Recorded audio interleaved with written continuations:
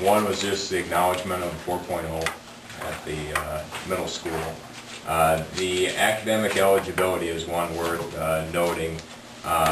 Teachers felt at the middle school that instead of a 2-week process of reviewing grades to update eligibility, it would be easier to track and more fair for students to do that on a weekly basis.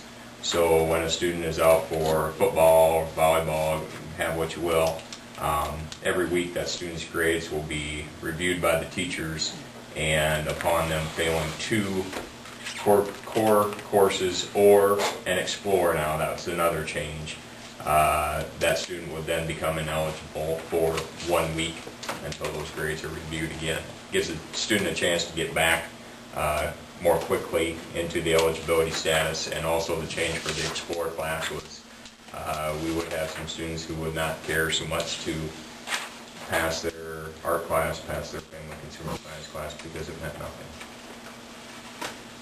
according to that policy. So that's probably the biggest change. Other ones are just a class removal section as per PBS, so we didn't feel that we needed to repeat that within the handbook, so we removed it. And then middle school discipline code, we did our referral basis by quarter rather than by semester. That was a simple, I guess not a misprint, but it was put in there as in error as a semester rather than a quarter. So we just made that reflect our current practice. Denny, is there number-wise on the eligibility, what kind of numbers are we talking? How many kids does it affect? I'll give you 2 different numbers right off the top of my head, Chris. I mean, I don't have anything written down necessarily, but I would say probably it would affect on a biweekly status anywhere from 5 to 7 students who would be failing 2 or more of their core classes this year. The after-school program that we had started during the 4th quarter, we started off with about 20 kids in that after-school program. That was, you qualified by either not having assignments turned in or failing the course. We ended up with pretty consistently 30 to 33 kids, and didn't see much improvement on that motivating kids to get their assignments turned in or their grades up.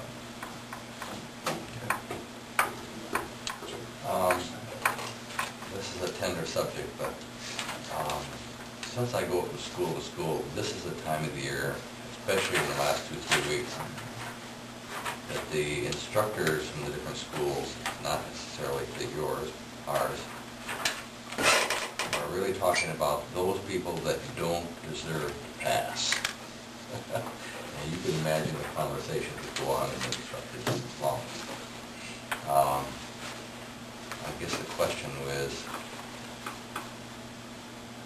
how many ever get around to the fact that they don't pass at that level, 5 through 8? Say that again. How many don't pass on to the next grade? How many do not pass on to the next level or have to take another course? Well, and that's why we're really looking at our credit recovery as a scenario.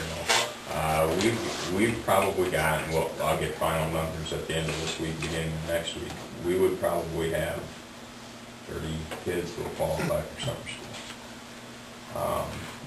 And summer school instructors are not easy to find, so that's a little bit of a serious scenario. And I go back to the situation of, what does 2 weeks of summer school, does that recoup a full year of failing a social studies course? They have a mental point of view change. Well, and then you could get into a whole can of worms by talking about retention and what that doesn't do to students. That's, research is pretty much showing that retention just increases your dropout rate for students. So that's that whole conversation of why we were talking. Yep, exactly. So there's no great solutions there. Every kid has a little bit different story of why they're passing, why they're not passing. Well, they only fail individual classes, though. It's not like, and they can make that one class up that they fail. We have a couple of students who have failed all of their core classes this year. Okay, so then they have to take them all. But if you only fail one, then Exactly. they can probably make that up in there over the next year. Exactly, yeah. Well, our one student that Gene talked about, the 8th grade student that we really kind of ran a trial basis, Gene just told me before the board meeting, he said he'll get done with a full year of math, curriculum-wise, that Gene had set up within the 6 weeks that he's been out there. Now granted, he's out there for nearly 4 hours a day working on that math course for 6 weeks. But he'll get done with a full year's worth of math because he was so far behind with his math grade.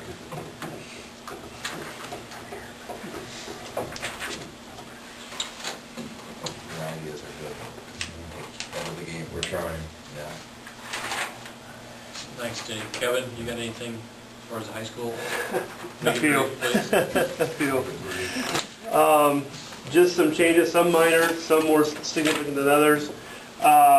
On page 31 of the high school handbook, you'll see at the top heading special programs. And just things that we've added, just for more clarification, we added the at-risk study hall, which is taught by Teresa Ewing. And we just put in there the qualifications for how you would end up in an at-risk study hall. Students failing a core class or having 2 Ds, or having Ds, 2 or more at the end of a grading period, midterm, quarter semester, in a core subject, will be required to attend the at-risk study hall. Students will remain in the at-risk study hall until passing all core class with a C- or higher. We've done that for the last 3 years, but we just thought we'd better add that because sometimes we get questions just for clarification. And then we also added the new program we started this second semester with working lunch for 9th through 12th grade students. Students failing a class or not making adequate progress in a class will be placed in working lunch for a period of 5 days. The data that we're getting back from the working lunches would be considered to be a success. Started out the program with 63 kids failing a class. Last week we finished up our last round of working lunch. We had 29 that were in there, so we've reduced it by almost 60%. So we're pleased with that, and we know that has got an impact because kids are constantly asking teachers, "I got everything turned in." They're checking on their grades. Parents are being kept informed because every week that student concern sheet goes out to mom and dad to let them know this is the grade they've got. This is why they've got it. Is it a test thing? Is it an assignment thing? It's a weekly update to parents about what's going on. So we added that just because it is going to become part of our school culture at the high school that we're working with those kids. Page 31, 32, changes in the academic policy. The primary changes would be on page 32. And this past year, Larry Tellinghusen went to several AD meetings, and they talked about the academic policies amongst the area schools. Our current policy, as was written, was 20 school days. If you fail a class, you're ineligible for 20 school days for the midterm, the quarter, and the semester. Larry, in talking to ADs, ours was probably an extreme policy, a little more on the harsh side, I guess, in regards to the midterm 20 days, quarter 20 days, semester 20 days. Now the semester 20 days is state driven, so you had no say in that. You were going to do whatever the state told you to do. Our proposed changes are as follows. We'd like to take that midterm and not have any ineligibility associated with it. We'd like to say that if the student is not making adequate progress, we're talking D's and F's, then a letter goes home, a progress report goes home to the parents, and they're informed that junior is not doing well in his math class, and that's a warning that if he fails a quarter, he's going to be ineligible. All right? Part of that reasoning behind that, and why we would want to take and get rid of the midterm altogether with the ineligibility piece of it, is for what we're doing right now in high school. We're offering support in a variety of avenues.